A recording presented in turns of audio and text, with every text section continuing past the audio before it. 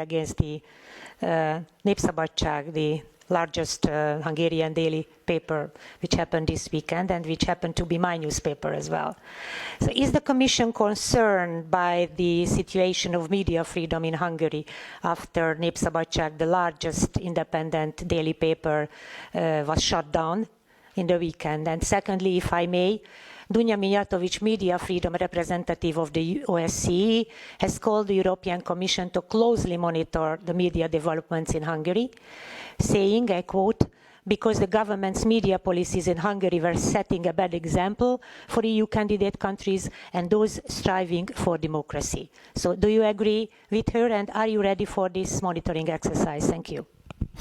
Okay, I'll have a first go on the first leg of your question, and then I will ask Natalie for the monitoring side to come up. Media freedom, pluralism, and the protection of journalists are at the very base of a free and democratic society. The Commission stands for these values and supports them strongly. The Commission is aware of and concerned about the suspension of the publication of the Hungarian newspaper Népszabadság. Questions have been raised on the reasons of this suspension, and we are, of course, following the situation closely. Now, Natalie, on the monitoring side. Yeah. Good morning. Yes, first of all, I have to remember that the Commission supports media freedom and pluralism within the scope of its competencies and through different initiatives. The Union's competencies in the field of media freedom and pluralism are limited. Media freedom and pluralism are enshrined in the EU Charter of Fundamental Rights. However, the Charter, as you know, applies to member states only when they are implementing EU law.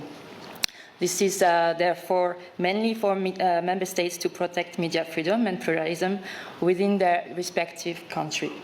When legal action is possible, the Commission acts as a facilitator and supports initiatives which notably map media freedom in the EU, provide assistance to journalists, and disseminate knowledge about media freedom.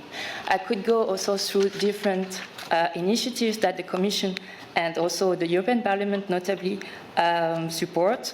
For instance, the Commission supports, based on an initiative from the European Parliament, the Media Pluralism Monitor. This tool is designed to monitor media pluralism in member states through a set of indicators, so including Hungary.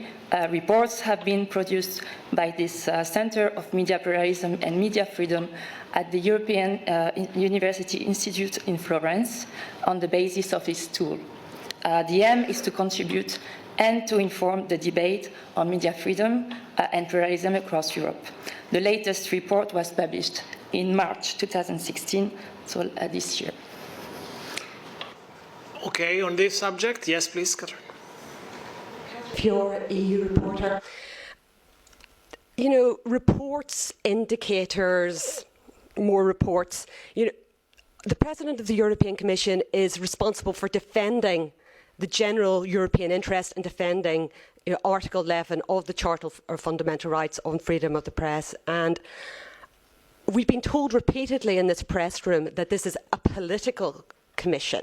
Well, President Juncker is of the EPP group, and as is Viktor Orban's Fidesz party. So what is he going to do to defend Europe's freedoms? Thank you. I think we were very clear that we are following very closely, we're very concerned, and we're reiterating the principles of media freedom, pluralism, and the protection of journalists are fundamental elements of the free and open society which this Commission defends. We are also very clear, as Natalie just reiterated, that our role has to be within our competences. We can do no more of what we are asked, entitled, or allowed by law and the treaties to do. So I think between these two ends of the spectrum, you can very well see where we stand. As for the party-related remarks that you've made, may I remind you that you're here at the European Commission press room. The party politics is a bit down the road.